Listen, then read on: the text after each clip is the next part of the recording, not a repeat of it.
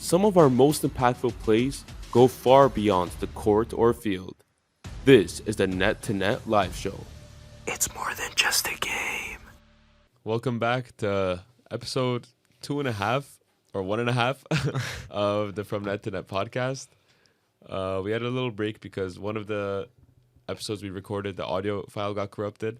And then we had a reading week, but we're back just in time, just before the start of the NBA season. How are you feeling, Monte? I'm feeling so excited. Like we've spoken about this before, where that 3-month window where there's no basketball is just really, really hard. At least for me. I know you have soccer season. You're a bigger soccer fan, but I'm just so excited for the game tonight. Rockets versus Thunder. I think that's a really interesting opening night matchup because KD has to watch the team that he left and snaked out raise their banner tonight. So it's a big one. Yeah, it's going to be crazy for KD. I'm sure. Like, the reception in OKC for KD is always like hit or miss. A lot of fans still love him there, but a lot of fans do feel, as you said, snaked by him. So that should be a great game. And then we have Lakers Warriors later on tonight as well. So the Lake Show always puts on a show.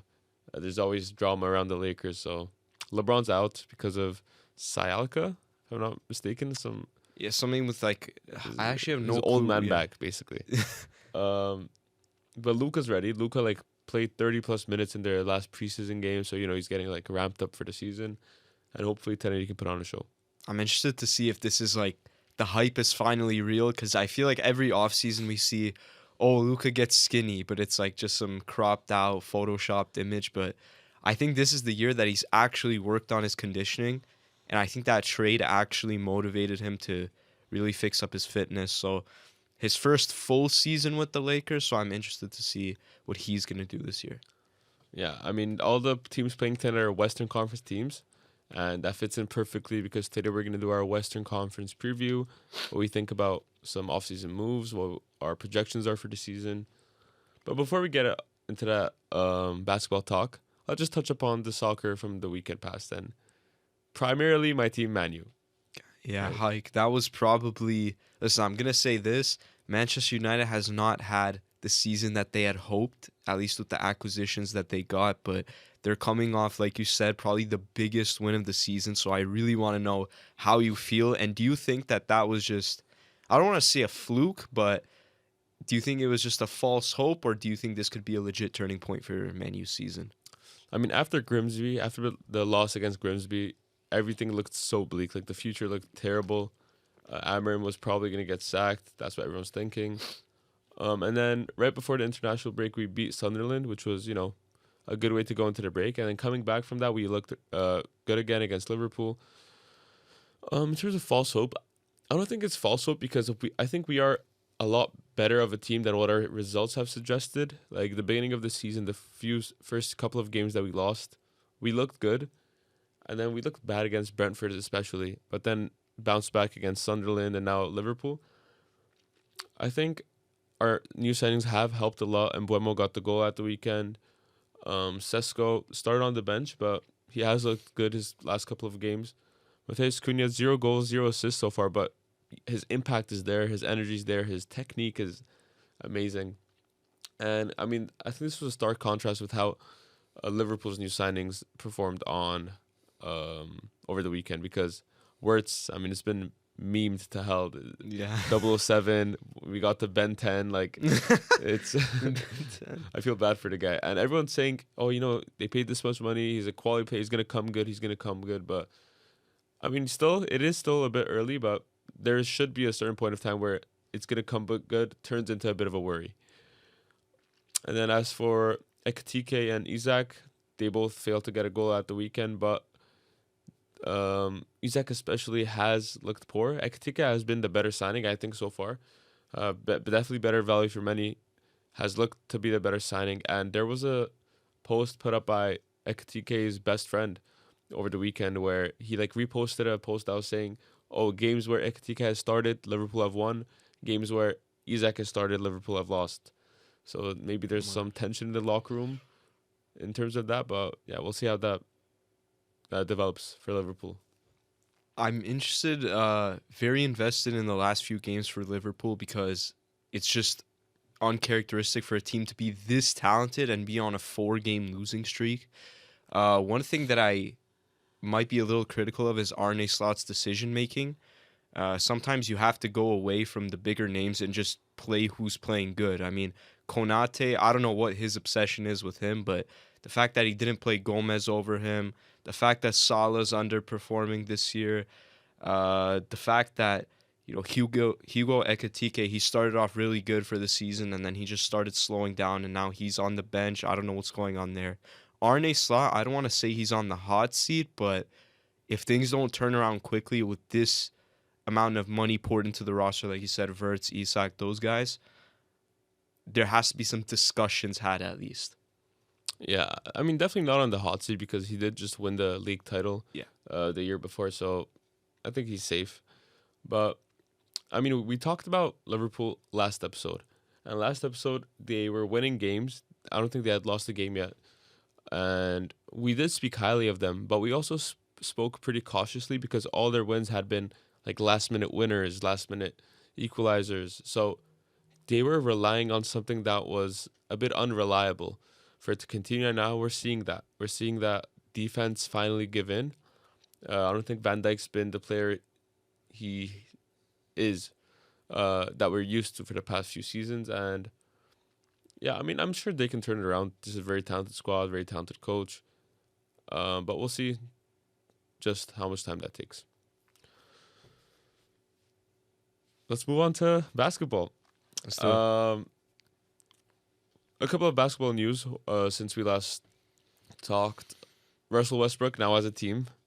I'm happy for him. Signed to the Kings. And with his signing, with his interviews, I don't know if you saw, but a lot of stuff came out about how Russ was feeling about when he was on the Lakers. Did you see that? I did see that report. Was it the one where he was saying like LeBron and AD were treating him differently in front of him versus behind his back, like something along those lines?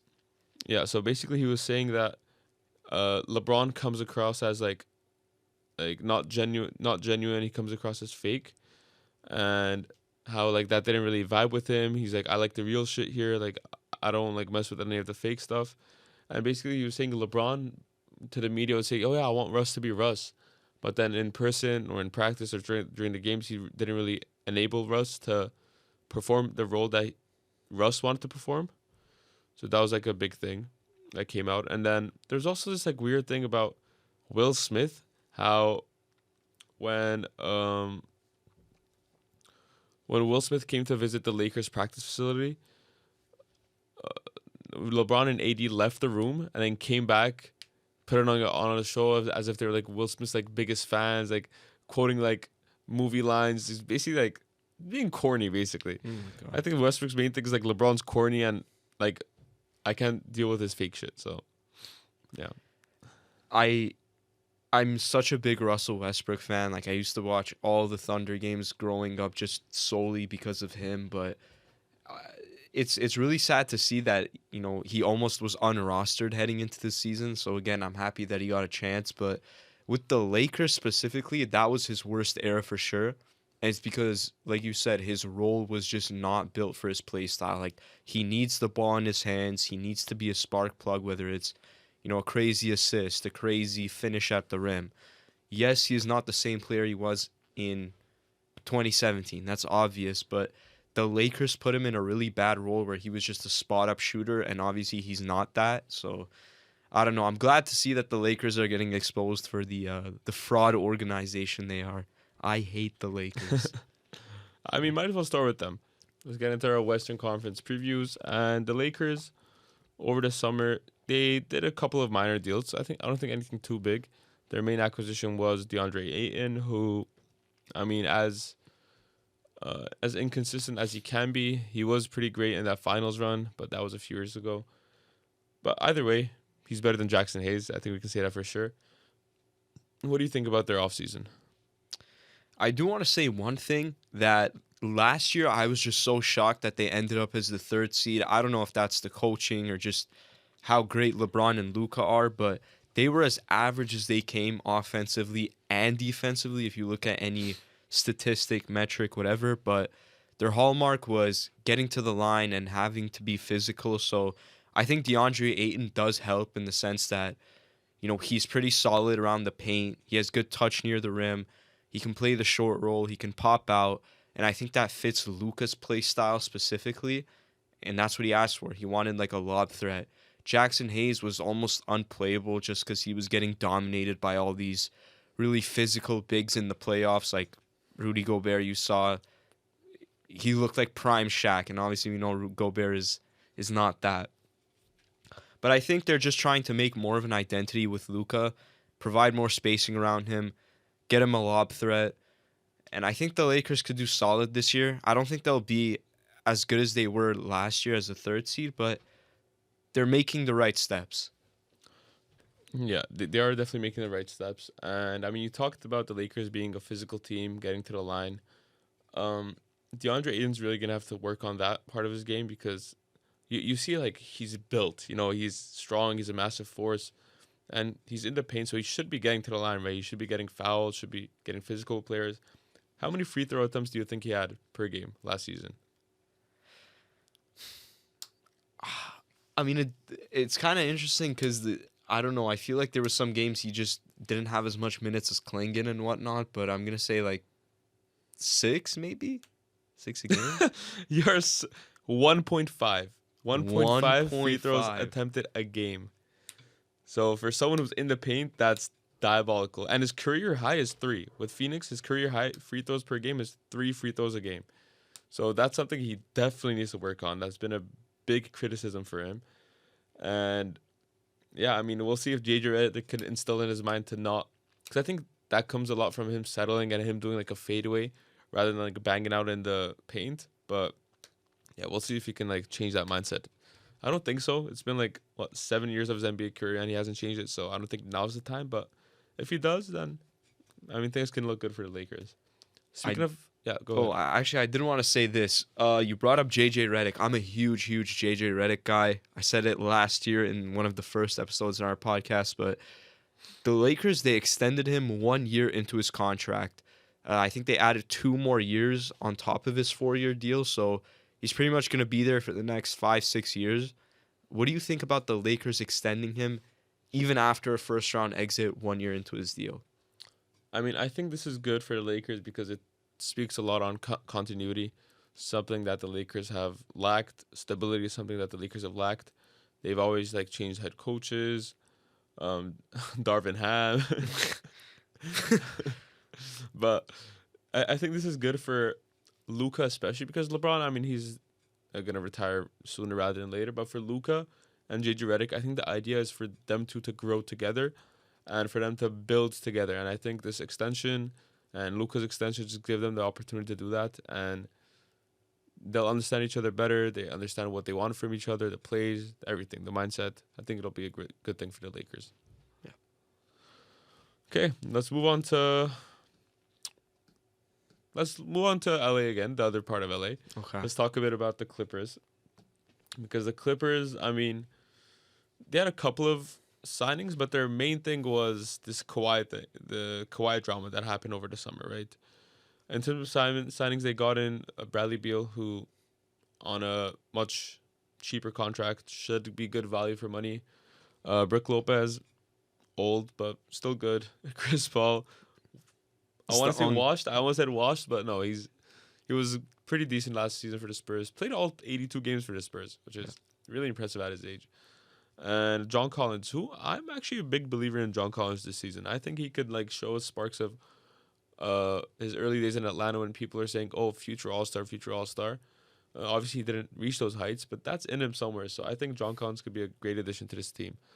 But I mean, the main thing with this team is pretty much like championship or bust because of everyone's age. Yep. So I think my question to you is, first of all, what do you think of their realistic championship chances and like just team construction in general? I'm going to say this. Last year, they gave the Nuggets like a hell of a run for their money in that first round. Obviously took them to 7, and that was with Harden having like 1 or 2 mid games. I think this team is so well constructed, but like you said, their window is super tight. The age is there.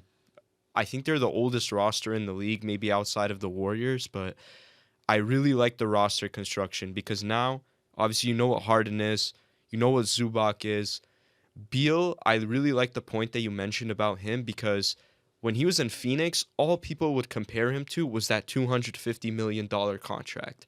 But now that he's on like a 2-year, $10 million deal, I think it's going to help him grow his confidence and have less pressure on his shoulders, and he can perform a lot. I really like the acquisition of Brook Lopez because now you have a true backup behind Zubac. That was an issue that they were lacking severely. And I really like John Collins because he fits Harden's play style of, okay, let's play the short roll, let's get some lobs. And I believe in him just as much as you do. I really think he can turn the clock back to his Atlanta days. But the West is so confusing to me. But I think the Clippers could seriously be a top 4 seed if they stay healthy and all these pieces fit the way they're supposed to. They were a great defensive team last year. Harden led them to an above-average offense. It's going to be a good year for them.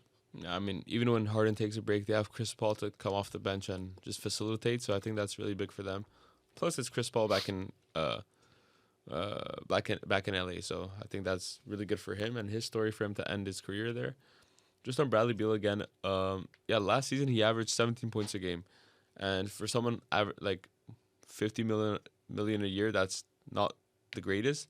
But 17 points, making $5 million a year, you'd say that's amazing. You'd say, oh, pay this guy more. So if you can like replicate even some of that on the Clippers this season, I think they're going to be pretty good. What's another team you want to move on to?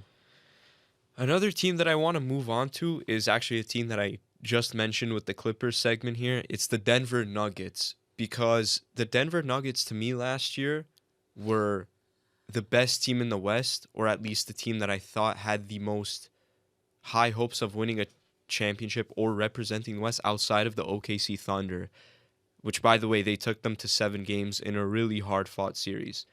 They went out and pretty much filled all the needs that they were lacking from last season. One of the biggest concerns that they had was a backup big to Jokic, and number 2 was getting some shooters and some legit depth pieces on that bench so that Jokic can finally be able to take a breather and he doesn't have to play all these heavy minutes heading into the playoffs. So I want to ask you, Haig, what do you think about any of their acquisitions, whether it be Cam Johnson, Bruce Brown, Valanciunas, or even the departure of Michael Porter Jr.? Tell me about any of those. I think the biggest impact is going to be through Valanciunas, because we've seen in previous years the Jokic on-off minutes have been like a stark contrast. When Jokic is on the court, they're a great team. When Jokic is off the court, they're a bad team. It's as simple as that. And I think with Val, obviously Val is not Jokic, but I think he can like maintain it to have it so with Jokic, great team. Without Jokic, average team. As long as they can like stay average and not like keep those minutes that Jokic is not playing even, and then Jokic can come in and lead them to the win. I think that's all they need from Val. Like 15 minutes a night, not too much to ask for. So I think that's going to be great, especially since he was considering retiring from the NBA and going overseas. And then he managed to, I mean, I don't know what the talks were, but they managed to convince him to stay. So I think that's a great thing for them. Bruce Brown looked washed his last 2 stops in Toronto and on New Orleans, right? Yeah, New Orleans. But I mean, the Nuggets is the one spot where he's always looked great, and hopefully he can like replicate that. Kind of like the Nuggets' own version of Gary Payton the second, or the third. Was he the second or the third? Second. Yeah. Where he only looks good on the Warriors. Bruce Brown is maybe one of those players who only looks good on the Nuggets, but we'll see. And Cam Johnson, the biggest acquisition. I think there's definitely similarities in Cam Johnson's and Michael Porter Jr.'s game. Cam Johnson can create at least a little bit more. I would say Michael Porter Jr. is the better like pure shooter, just because of his height and the advantages he gets through that. But I mean, Cam Johnson is also a better defender than MPJ, so I think it's an upgrade overall. But I'm excited to see Michael Porter Jr. just ball hog in Brooklyn. Him and Cam Thomas are just going to be getting 25 shots each a night. But that's one thing that I wanted to mention too, is I think Cam Johnson is more suited for championship level basketball. Like you said, I think he creates more. I think he moves off the ball a lot better, takes more efficient shots. But it's kind of like what we mentioned before with Bradley Beal with the whole contract comparison thing. Michael Porter Jr. right now is on that max deal, like 210 million, something like that.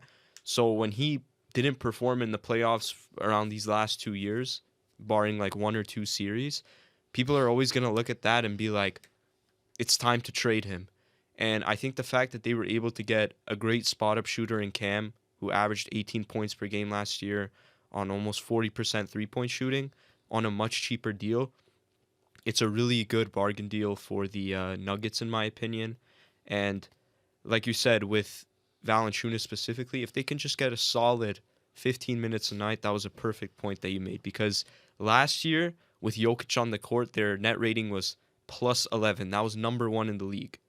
But without him, they were bottom three in the league with minus 8. So it's a stark contrast there, like you said. And I'm happy for David Adelman because he was put into a really uncomfortable position last year as the interim head coach, and he did a really fantastic job with the Nuggets. I'm happy for him.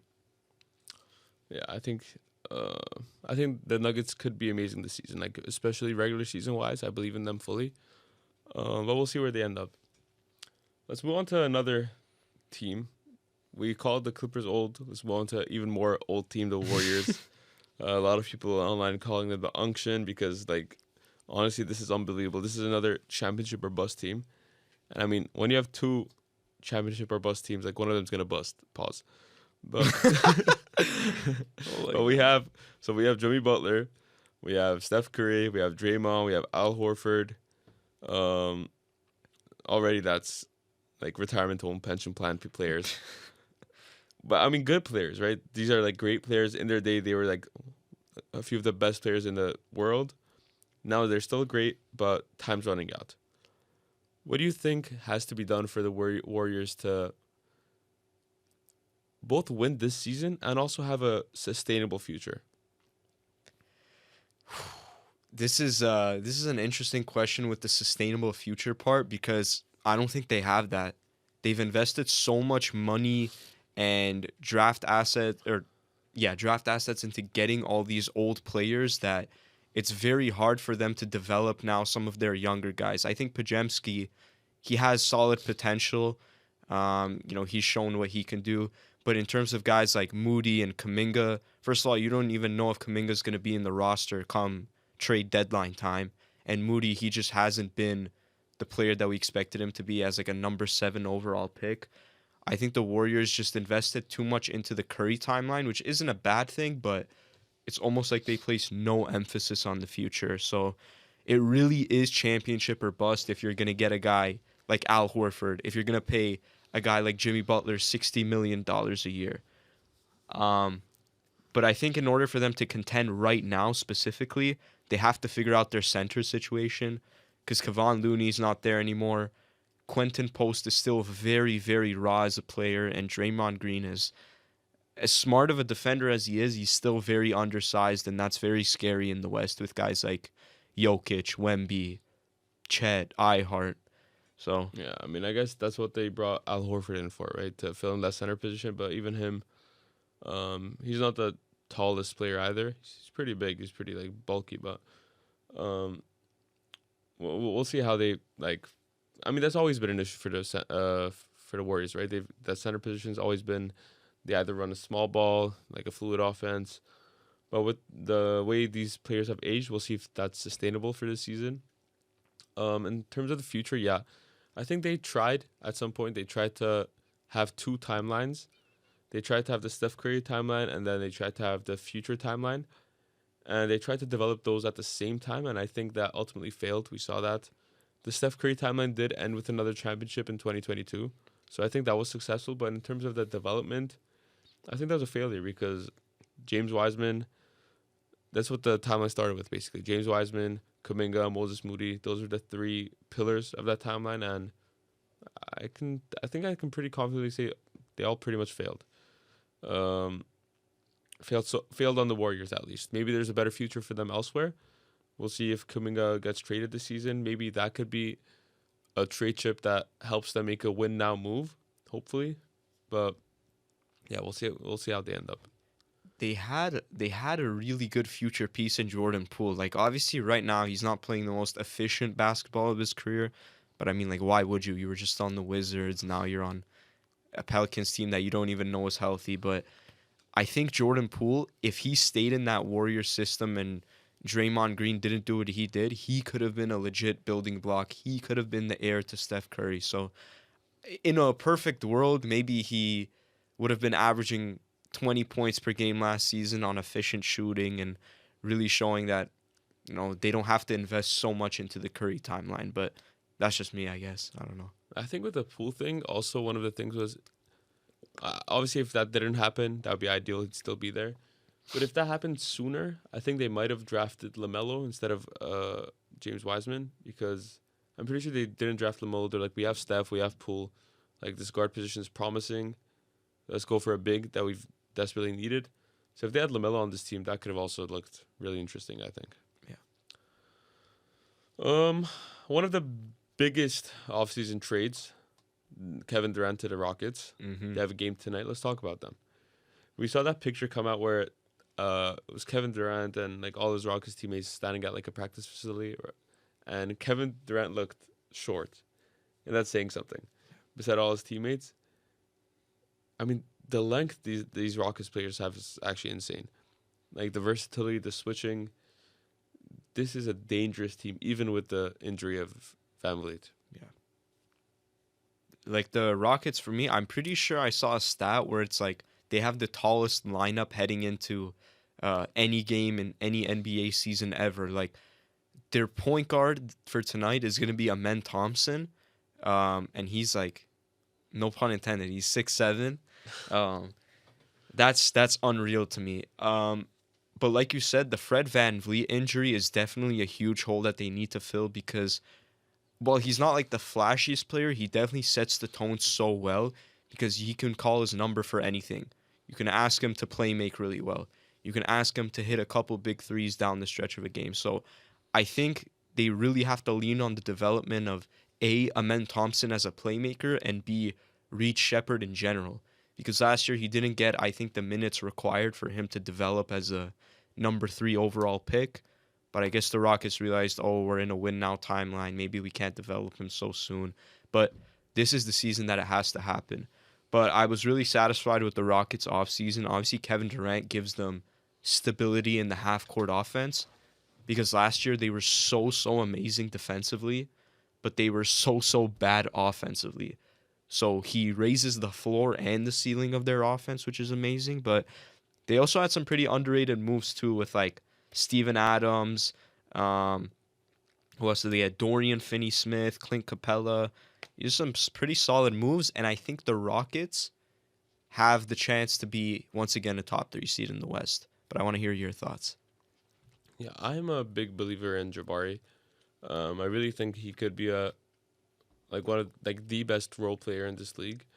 I think he has that kind of potential. And I don't want to cap him at role player. Obviously, there's a reason he was drafted 3rd overall. He does have all-star potential as well. He's still young. He's only 22. But I think he fits this Rockets team perfectly. He gives them anything they could ask for. Decent defense, decent shooting. Everything's decent for Jabari. He hasn't excelled at anything yet, but I think that jump is coming. And I'm really excited to see that. I think Dorian Finney-Smith is a great depth option for them off the bench. He had that whole knee situation with the Lakers where they tried to finesse him basically, talk shit about him to tank his value, and he heard about that. He was upset about that and ended up signing with the Rockets, kind of out of spite. Which good for him. I would too. If my team's talking shit about me, and of course Kevin Durant. The best scorer of our generation. He can single-handedly win you games. We saw him single-handedly win games with the cooked Nets a few years ago with Utah Watanabe as the second best player. So I'm sure he can deliver on this Rockets team. I think the Rockets are going to be dangerous. I think it's at least conference finals for this team, even in a loaded West. I don't want to say it's a hot take, but it's so hard to predict the West. I know I sound like a broken record, but they have 100% the ceiling of a top 3 seed in the West. They could be a finals team if Kevin Durant is able to stay healthy. That's been a concern the last few years. But yeah, another underrated move that I really liked was extending Steven Adams because he had such an amazing postseason. He was dominating against the Warriors. There was a game where I think he had almost 20 points, like 15 rebounds, something crazy like that. And he was heading into free agency. I thought that a team probably would have been willing to throw the bag at him, but the Rockets were able to lock him down. They obviously locked in one of their homegrown guys, like you said, Jabari Smith, to a 5-year extension. So they believe in him just as much as you do. And yeah, Dorian Finney-Smith, again, just raising the floor of their three-point shooting, which was so bad last year. The Rockets are serious this year. They're very serious. So we're on to the Rockets, to a different team. What's another team you want to touch upon? Another team that I want to touch upon? Oh, man. There's a lot of teams to choose from, but, I'm going to go with a little bit of an untraditional one here. I'm going to go with the Oklahoma City Thunder. Okay? And that's not because they made any flashy moves or whatnot, but it's the matter of who they extended within their homegrown talent and kind of the question marks that the national media had around it. Obviously, Shea, no one's going to question the bag that he got. You were going to give him the max. Jalen Williams and Chet Holmgren are the question marks that people had because of the level of the money that was assigned to them. I think Chet got $250 million and J-Dub got something like $270 million, something crazy like that. But I want to know what you think about the extensions for those two, and was the money really worth it? Yeah, I think J-Dub's was $287 million. Yes. So even more than what you said. J-Dub, Chet, I fully believe in. I believe he's maybe my second favorite for Defensive Player of the Year this season, behind Wemby. He's a monster. I'm not as much of a J-Dub believer as most people are. I know he had an amazing performance in the finals. Was that 40 piece in the finals? Yeah, with on a broken ligament. finger. Yeah, that's crazy work. But I think you put J-Dub on a team that doesn't have Shea inviting all that pressure onto him, and I think he really struggles. It's Shea, I think just OKC's a loaded team, and he excels in his role there, which that's more credit to him. That's all you can ask him for, right? That's his situation he's in. He can only play with the cards he's dealt, and he's dealt a pretty good hand of cards, and he's playing really well. But I just don't see him as, let's say they have to cut ties with J-Dub because of whatever it is, money reasons. They can't extend everyone. They can't keep everyone. And if J-Dub is the one that they have to let go and he goes to a different team, I don't think he'd perform as well on a different team. That might be a hot take. I know he's a very popular player right now, but I just don't see what others see. I think he's perfect for the role that he's in right now as a number two because, like you said, when teams were getting a lot of attention on Shea, doubling, trapping, whatever, he was struggling in the playoffs. There was times where he almost looked unplayable in that Nuggets series, so that was pretty crazy. But I'm not a hater of Chet, but I just think they should have waited one more year to give him his money just because you still have the health concerns around him. You don't know if you're going to extend iHeart, and if you do, then it kind of just makes it look a little bit worse. I don't know. Chet, I think they should have waited one more year on his extension, at least for the money that he got. And J-Dub, I don't mind extending him now, but $300 million is, or close to it, is pretty insane. Only because of the new CBA that I think it's questionable, because you saw what happened with the Celtics. They had a championship core, but you realize how quickly that money adds up in your payroll, and then it has some severe ramifications if you're not able to stay healthy and whatnot. So that's why I wanted to mention the Thunder, but I guess if any team's built enough with their draft assets and whatnot to combat it, it's them. Yeah, the Thunder is... I think they're going to be a championship contender for at least the next 4 years. As long as Shea's there. Yeah, as long as Shea's there, they're going to be scary. Let's move on to another team that could be scary, and I think it could be scary for the play-in which is the Pelicans. The play. The plane's not ready for what the Pelicans have coming, because I think healthy Zion is gonna give us highlight reels. I'll give him that. I don't know how many games he's gonna win, but he's gonna give us amazing content. He's just gonna like. He looks so dominant sometimes when he plays. I think last time we saw him fully healthy, he was averaging 27 points per game, and that's not easy to do in this league. He has DeJounte alongside him, who did pick up that injury. Hopefully he'll be back soon. He has good complementing pieces. He has Trey Murphy, and I know a lot of people are really high on Trey Murphy. They think this can be his maybe breakout season where last season he scored 20 plus points, but they think if the Pelicans have a good season, he could be a first-time All-Star. And I don't think that's out of the realm of possibility for Trey Murphy. It's just, the West is stacked, so it's going to be hard to get in. But the Pelicans are just really interesting. There's always something wrong with them.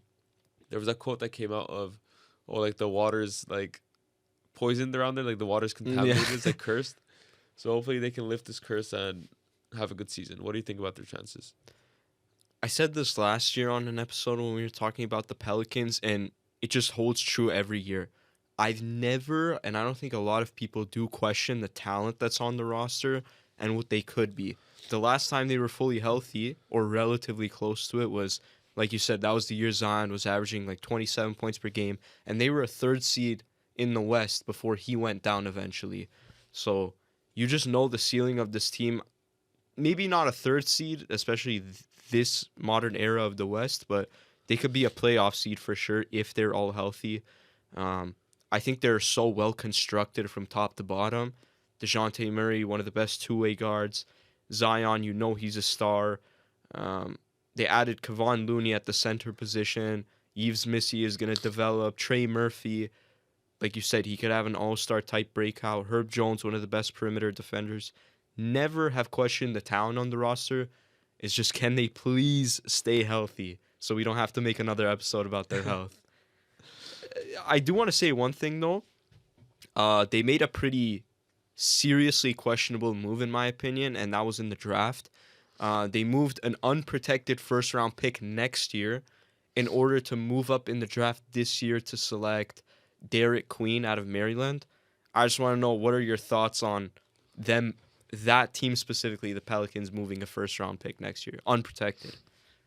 I think that's idiotic, to put it simply. There's no guarantee of this team being good. It's much more likely that they're bad, given their history, health history, whatever it is.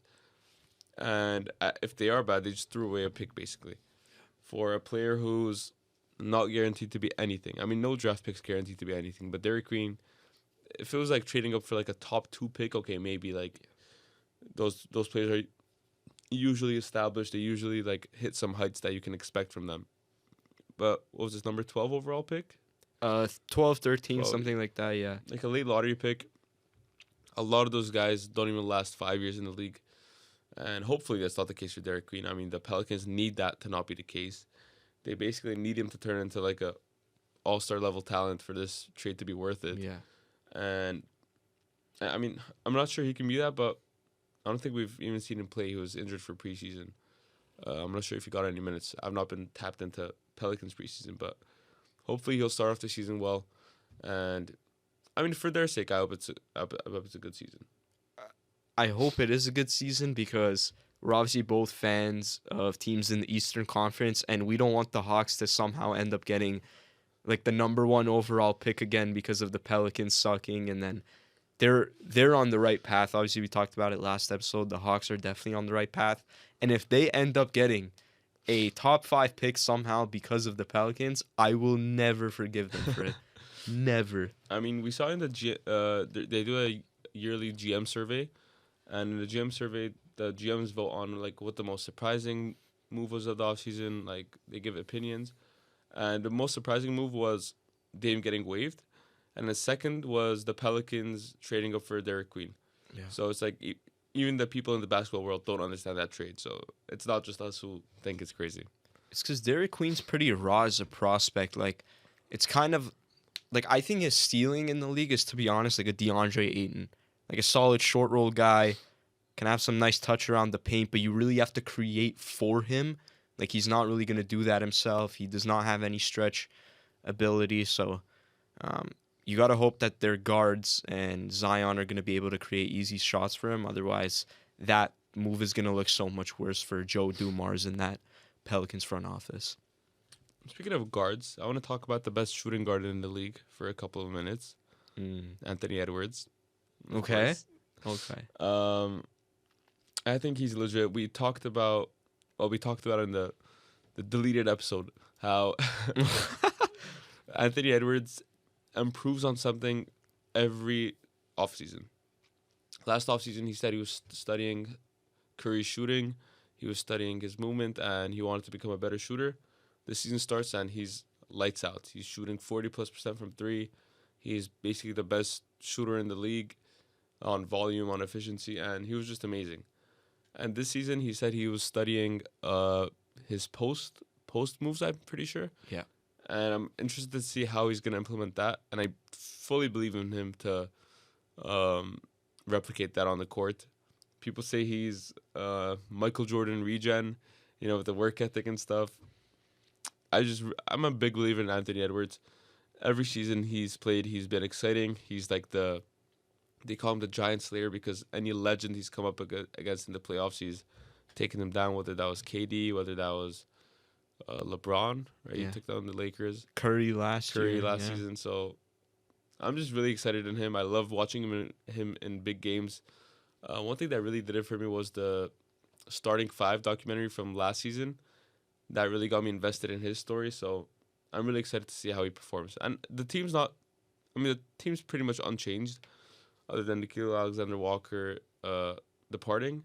They didn't have too many major additions. Nothing, to be honest. They have Johnny Juzang, who, he's there. Yo, we flamed them last year in an episode too, bro. You cooked them last year. Who, Johnny Juzang? Yeah, you were like, I don't know if I want to watch Johnny Juzang on the Jazz. Like, dang, yo, it was so funny. But yeah, what do you think about the Timberwolves this season in a packed West?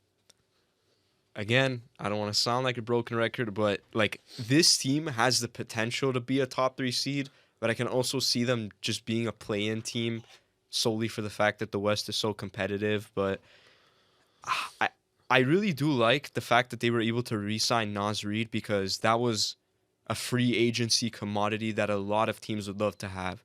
Stretch 5, like, he is a legit playoff riser, averaging like 17 points per game last year in the playoffs. Teams would love to have that. So the fact that they were to get him on a 5-year deal and at like a solid discount for today's NBA, I really like that move. The one move that I was kind of iffy on, and I do want to get your opinion on, is Julius Randle getting re-signed on a 3-year deal, because ever since his Knicks days, people always question, is he really a long-term building block for any franchise? And especially for a team like the Timberwolves, who are already on a cap crunch, like, was it worth paying him that money? Because I think the Timberwolves could be solid with him, of course, but I think it could be in spite of him.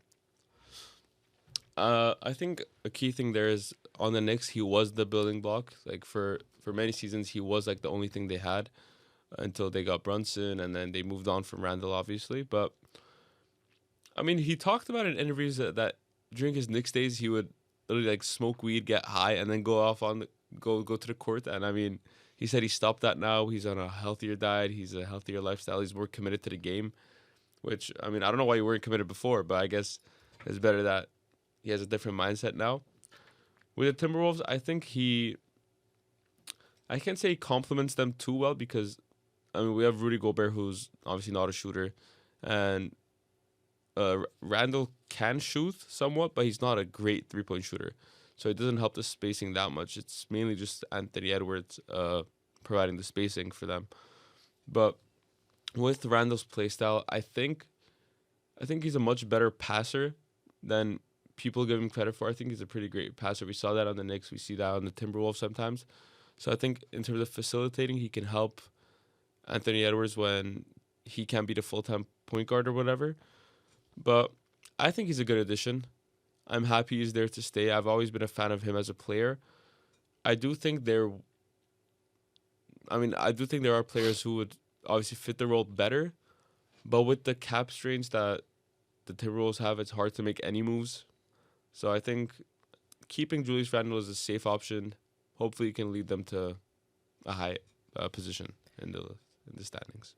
Yeah, the Timberwolves, if there's anything that's going to be the thorn in their spine for the playoffs, it's just what we've seen the last 2 seasons. You're never going to question what Anthony Edwards does because he raises their ceiling so much.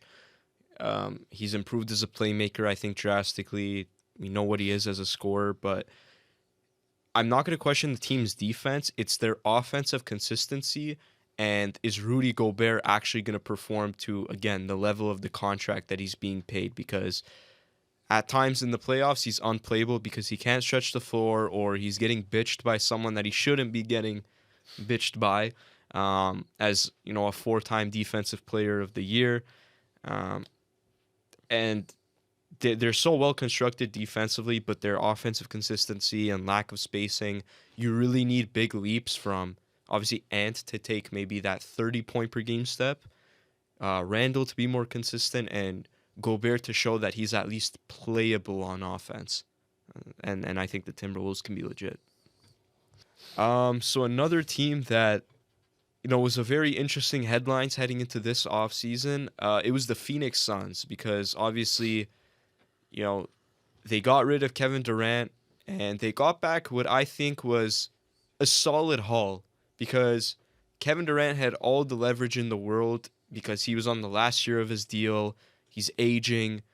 If any team had no leverage, it was the Suns, and I thought they were able to get a pretty solid haul back. They got Jalen Green, they got Dylan Brooks, and they got a top 10 pick, which ended up being Kaman Malduach out of Duke. And they were able to get Mark Williams within the same 5-minute span that they were able to get Kaman Malduach. So the Suns also extended Devin Booker to a 2-year, $150 million deal, which is the richest, I think, average annual salary in NBA history. So that's pretty crazy. What do you make of the Suns offseason? What do you think they can be this year? Is it a playoff push, play-in push, or is it a tank year? I think it should be a tank year, but I don't think it's going to be, because I think Devin Booker is too good for them to tank. Devin Booker and Jalen Green, just that duo is too good for them to be a really tanking team. I think Malwatch, I really like him. He's looked pretty promising in preseason. They also got Rasheer Fleming with the 31st pick. That was also from the Rockets trade, if I'm not mistaken. And he looked decent in preseason too. Nothing crazy, nothing that's going to make you stand out, jump off the page. But I think it's good that they're at least getting a few assets back and investing a bit more in youth.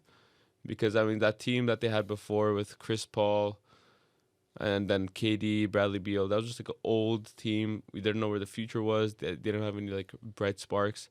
And now I think that they're like a bit more promising, especially for the future. That trade for Kevin Durant ended up being a 7-team trade, by the way. 7 teams were involved in that transaction. So that's just crazy. The amount of teams have to be involved nowadays just for like some cap flexibility here, like money to work there. It's whack, honestly. But so you're a Jalen Green believer? I do believe in Jalen Green. I think Jalen Green. I mean, I'm a believer of exciting players, and I think Jalen Green is an exciting player. He plays with a lot of flair. He plays with a lot of athleticism, and I know that doesn't translate to winning always. It doesn't translate to efficiency. We've seen him in the playoffs last year. He had like one 30-point game, and then the rest he pretty much flopped. Yeah. So on the Rockets, he was like pretty much unleashed. But I'm hoping on the Suns, even though there's less pieces around him on the Suns, but I'm hoping he can be more of a system, and he won't have to do as much scoring now that Devin Booker's there alongside him as the lead guard. So yeah, I'm hoping he can expand his game and just be more than just a scorer, pretty much. Yeah, I mean, one thing that was always going to be on his shoulder was being compared to Cade Cunningham, because they were one pick apart. They're in the same draft class. It was always who's going to end up being the better player. But I think Jalen Green, now that Devin Booker, who's one of the best scorers and obviously showed he can be an elite playmaker too, I think the Suns put him in a perfect position to develop. There's not that many expectations on the Suns too, so I think that lightens the weight on his shoulder too. So I'm excited for Jalen Green too, and I'm happy for Mark Williams because he was just speaking in a press conference the other day about how happy he is finally to be on a team that makes him feel like he's wanted. Obviously, there was that whole trade situation last year with the Lakers, and he felt really uncomfortable with that. So I'm happy that he settled in, and I think he's a really underrated double-double type of center. Dylan Brooks, he's one of those guys that like you hate to play against, you hate him in the media, but he can be a solid player for the Suns, 3-and-D wise. And one thing I will say is I slept on Jordan Ott as a head coach because I was like, Matt Ishbia with the Suns, here we go. He's doing his Michigan State nepotism, but he's proven to be a really solid coach so far in the preseason. And I don't know if that translates to regular season, but they look like more of a team with life than they did with Budenholzer and Frank Vogel. Yeah, I mean, it's only preseason. We don't want to overreact to anything, but hopefully he can be a solid enough coach to take them through the season. Okay, last couple things for today. We mentioned at the start of the show. I just look forward to tonight's games. Yep. We have Rockets versus OKC, and then Warriors versus Lakers. Rockets versus the Thunder. I see the Rockets winning this game. I was about to say the same thing. I see the upset. I think they come out they want to ruin OKC's nights. They want to ruin the ring ceremony, especially KD. You know, he's petty like that. I think he's going to come out guns blazing. They're young. I mean, both teams are young. I think they'll probably have a bit more hunger, the Rockets, though OKC might still have their like championship what's it called? The championship hangover. Yeah. So I think the Rockets can come out and win this one. I think I was about to say Kevin Durant, I expect him to have at least like 25 points tonight. I mean, probably all the fans are going to boo him again. He's going to watch that banner get lifted, and like you said, he's going to come out guns blazing. I expect someone underrated to have a pretty big night tonight. It's not Alperen Şengün, it's not Jabari Smith, it's Reed Shepherd. I think whether he starts tonight or he comes off the bench, he's going to be a legit spark plug because I think so much defensive attention is going to go towards all those other guys, and they're not going to know the type of player that Reed Shepherd was supposed to be last season. And this preseason, he just came off like a 30-point, 6-assist game. So I expect Reed Shepherd to have at least 10 to 15 points and be a spark plug tonight. Give me the Rockets upset. So you're saying take the over on Reed Shepherd for tonight's parlay? Oh, yeah, I know. I'm already setting my parlay for tonight, and Reed Shepherd over 10 is, I'm going to say, close to a lock. And then the second game of the night, Warriors-Lakers. It's in LA. Away game for the Warriors. How do you see this one going? I want to say one thing. I feel like they always play on opening night. Yeah. I feel like that hasn't changed for It's always years. Curry versus LeBron. I mean, LeBron's not even here for the opening night, so. I think that point alone probably makes it easier for the Warriors to win. I think too much is going to be on Luka's shoulders, and there's going to be a lot of defensive attention thrown towards him. There's a lot of new guys getting settled in with the system and whatnot. I think there's just more consistency on the Warriors side, and I think that alone is probably going to help them win this game. So give me the Warriors. I can't predict if it's going to be a blowout or a close game, but I'll say the Warriors. Yeah, I think the Warriors, again, they're going to come with a point to prove. Like, we're not that old. We still got it. They're going to come with that mindset. Draymond wants another championship. Fuck Draymond, bro. It pisses me off. But hopefully, like, Draymond gets his shit rocked by someone. Generational hate watch. Draymond versus Bronny. My God. I hope he gets cooked by Bronny. Give him some minutes. But, yeah, I think Warriors are going to win this one as well. And Haig, just to wrap up the episode here, we did this last week or a couple weeks ago, I guess, for the Eastern Conference, for the review there. Let's make our own makeshift Western Conference all-star team, like the top 5 guys, position by position. So let's do it. Let's start off with our 2 guards. You can consider combo guards if you want. So yeah, Give me the two guards you think are gonna have the all-starist season. All-starist season. I think it's gonna be Shea, and I think it's gonna be Anthony Edwards. Okay, not Over Luka. Luca. No, not Luca. I think Luca with LeBron. Obviously, they're gonna share the load. Pause. But Yeah. but like I think Anthony Edwards is just really legit. If the Wolves are winning games, he's gonna be carrying.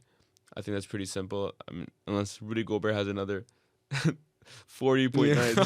I don't know if he's ever done that in his career, but yeah, I think Anthony Edwards is pretty much a lock for All-Star starter alongside Shea. Just because Shea's gonna get the coaches' votes, he's gonna get the player votes, he's gonna get the fan votes.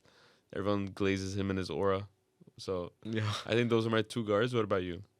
I really like the Anthony Edwards nod. I really do.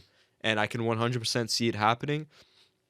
But I think I'm going to lean towards, obviously, Shea. He's going to get that MVP, finals MVP right off last season aura. So it'll be him. But I think it will be Luka just because I feel like we've known the player that he is for 5 years, 6 years straight. I think he really is going to come out with a point to prove this year after the whole Mavericks trade. I think he can average 30 points per game this season once again. Show that he's an MVP caliber player. So just give me Shea and Luka. I feel like that's a boring nod, but I would like to see Anthony Edwards too. I mean, yeah, that means we leave out Steph Curry, we leave out Devin Booker from being a star, which I mean, yeah, I can see happening.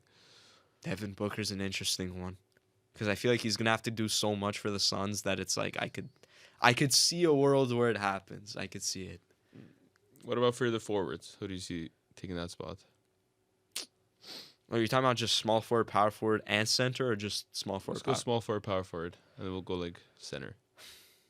Okay, the two guys that I'm gonna lean towards are KD and AD. I think AD when he's healthy, maybe this is a hot take, but if he's healthy, he's a top 5 player in the world for me. I think he's that dominant. I think he's that good of a two-way player, and I think with Kyrie out, his stats are definitely going to be a little inflated with the amount of volume that he's going to get on the offensive side of the ball. I think he can once again put up a defensive player of the year caliber performance. And specifically with KD, I mean, he's going to be once again an elite scorer. The Rockets are going to be a fantastic team, so he's going to get that level of attention compared to when he was on the Suns last year. But those are my two nods. What about you? I think I want to go with KD and Kyle Filipowski. You also what?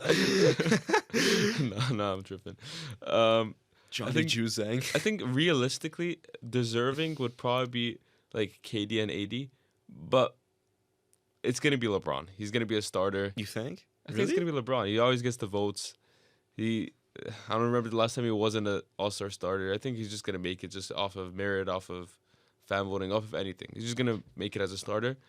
He won't deserve it based off numbers, but he'll be there. Other than them, other candidates like that I see, it's like there's no one that special really. Like Jimmy Butler, if he has a renaissance. I'm trying to like look for names here. Zion, if he has a really good season, can maybe like take 80 that. spot, especially if 80 gets injuries. Zion has a pop off season. Jaren Jackson Jr., but he's like probably gonna be mid the season. I project him to be like okay. I think he's injured right now, no? He is, yeah. Yeah. He is for the start of the season. Yeah, the forwards in the that's West pretty much for the forwards. And then I think the centers are pretty interesting. I mean, we have Jokic, who's probably gonna be penciled in, but we also have Wemby, who's gonna really push Jokic, I think, this season. Maybe they put Wemby as a 4, but I don't think so. He's pretty much their center. For forwards, we also did have J-Dub, who obviously I'm not a big believer in, but he could prove me wrong. I hope he does prove me wrong. I'm a hater, but like, yeah, we'll see. I do want to say something about Wemby though, like Wemby. Obviously, I know he's probably gonna be the lock for Defensive Player of the Year. I think his floor at least this season is like 22 points per game. 2.5 blocks. Like he's gonna be legit this year. But in terms of what he can be for the Spurs' success this season, what do you think the Spurs' ceiling is with him this year in the Western Conference? I feel like if it was the East, I could say a top 3 seed, but it's the West. I think on the West they can be just like a playoff team, like not play in. They can make it out of like they're not 7, they're 8. They're not 8, they're 5 or 6. Okay. I can see them as a 5 or 6 seed. Probably below the Nuggets, below the Thunder, below the Timberwolves, I want to say, and probably the Lakers I've had over them, and then after that, I could see the Spurs, I could see the Clippers. Did I mention the Rockets?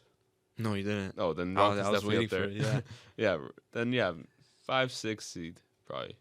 Yeah, I think this is probably my hot take to, I guess, wrap up the episode, but I think the Nuggets are going to be the number 1 seed in the West this year. I think it'll go something like Nuggets, Thunder, Rockets, Mavericks. It depends on when Kyrie comes back. If they were healthy, I would actually say the Mavericks would probably be 1 or 2 seed. It's maybe a hot take, but Mavericks should be up there.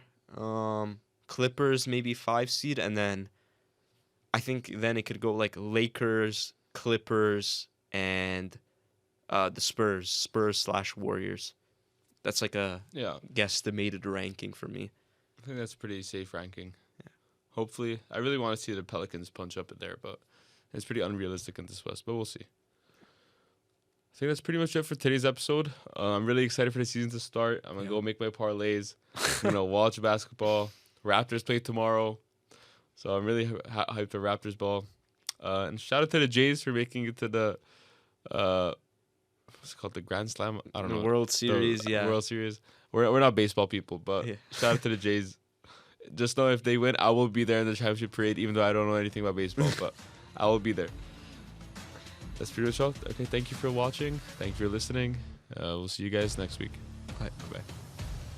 It's more than just a game.